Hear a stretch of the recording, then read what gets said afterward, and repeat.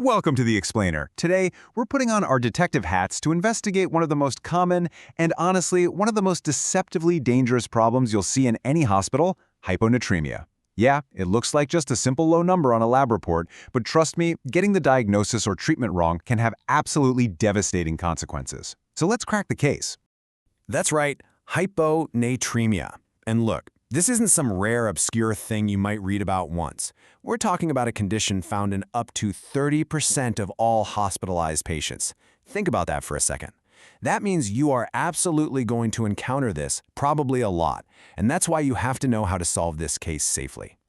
So here it is, our main suspect. It's just a single number on a lab report: serum sodium less than 135. But you've got to understand, this number is just the first clue. It's the tip of the iceberg, really. It's a sign that the body's super delicate balance of salt and water is way, way off. And this is the central mystery we have to unravel. Why is this so tricky? Well, on one hand, severe hypernatremia can actually cause the brain to swell. That's obviously really bad. But, and this is the kicker, if you try to fix it too quickly, you can cause permanent, irreversible brain damage. It is a true clinical tightrope walk. Okay, so here's our game plan, our investigative roadmap, if you will. We're going to go through the initial clue, the osmolality question, the volume status question, urine sodium, the treatment plan, and finally, how to avoid the major pitfalls. If you follow these steps, this framework, you'll get to the right diagnosis and keep your patient safe. All right, Section 1, the initial clue. Our investigation starts with the single most critical piece of evidence we have, and that's time. You see, how the patient looks, how they present to you, depends entirely on how fast their sodium level dropped, and believe me, the clock is ticking. So everything comes down to how fast that sodium level fell. If it's acute, we're talking less than 48 hours, the brain just hasn't had time to adapt. Think about it, suddenly the blood is way more watery or dilute than the brain cells are. And water, it always moves from a less salty area to a more salty area. So what happens, it rushes into the brain cells, causing them to swell up like a balloon. That is a neurologic emergency called cerebral edema. Now, on the other hand, if it's chronic, meaning it happened over more than 48 hours, the brain is smart. It's had time to adapt by kicking out some of its own solutes to match the blood. So the symptoms are often way more subtle, maybe just an unsteady gait or some mild confusion. Okay, on to our next section, the osmolality question. This is the first official step in our diagnostic framework. We've got a low sodium number on the lab report, but is it for real? Our first job is to figure out if we're dealing with a true water problem, or if this is a classic case of mistaken identity.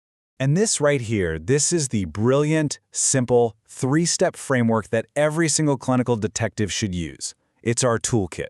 First, you check the serum osmolality. That answers the question, is this a real water problem? Second, you assess volume status. Is the patient wet, dry, or just right? And third, you analyze the urine. What in the world are the kidneys up to? Let's dive into that first step. So measuring the serum osmolality is our first big filter.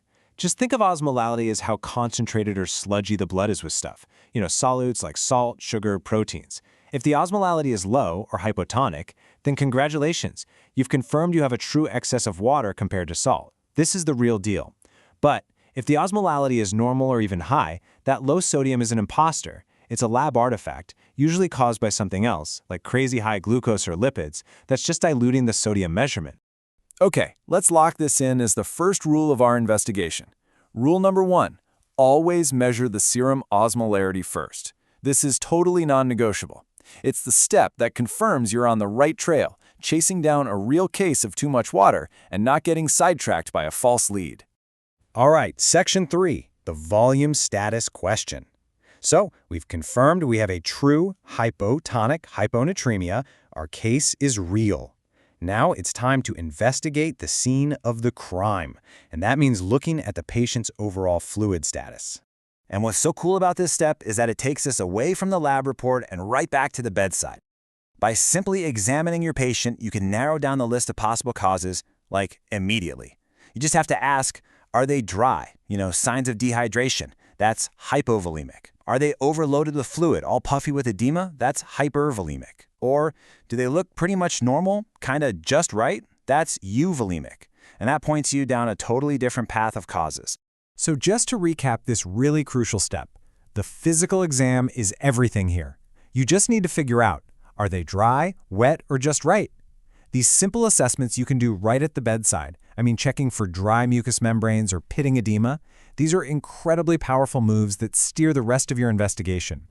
Okay, Section 4, the urine sodium question. It's time to gather our final piece of forensic evidence. We've checked the blood, we've examined the patient. Now we have to interrogate the kidneys by seeing what they're putting out in the urine. The urine sodium basically tells us if the kidneys are trying to be part of the solution or if they're part of the problem. So think about it. If a patient is dehydrated, what should their kidneys be doing? They should be holding on to every last bit of salt they can, right? So their urine sodium should be low. But if that same dehydrated patient has high urine sodium, whoa, that means the kidneys are actually wasting salt when they should be saving it. And that is a huge clue. And this right here is a perfect example of a classic clinical detective challenge. You have two conditions, SIAD and cerebral salt wasting. They often show up in patients with brain injuries, and they both cause a high urine sodium, so they look alike.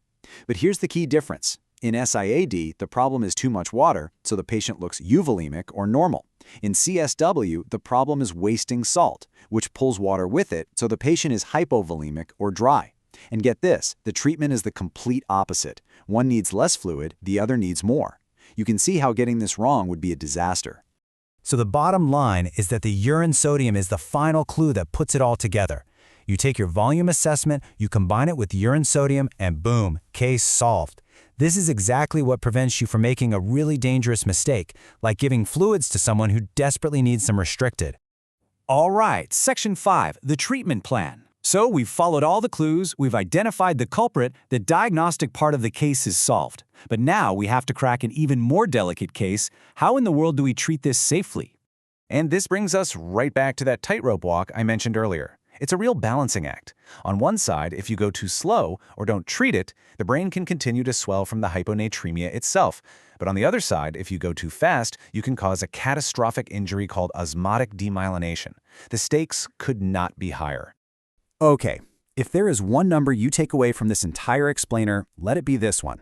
Your safe correction limit is just 6 to 8 milliequivalents per liter in a 24-hour period. That's it.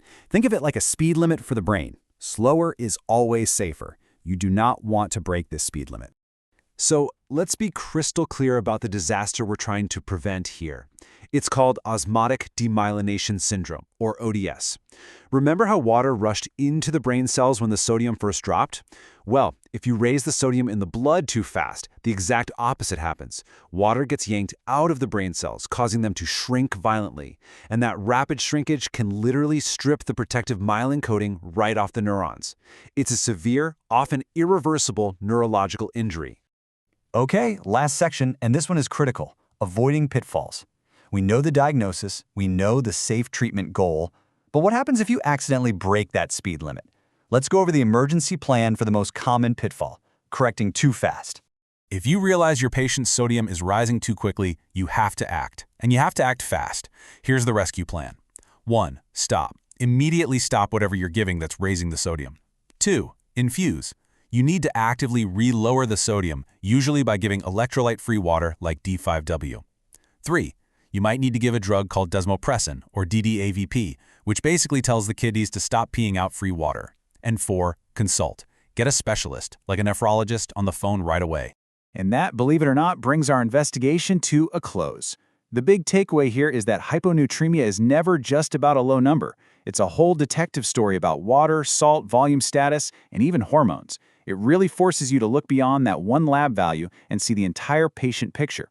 So I'll leave you with this final thought. As you go about your work, always be asking yourself, what other simple numbers on a lab report are really just the first clue to a much deeper mystery?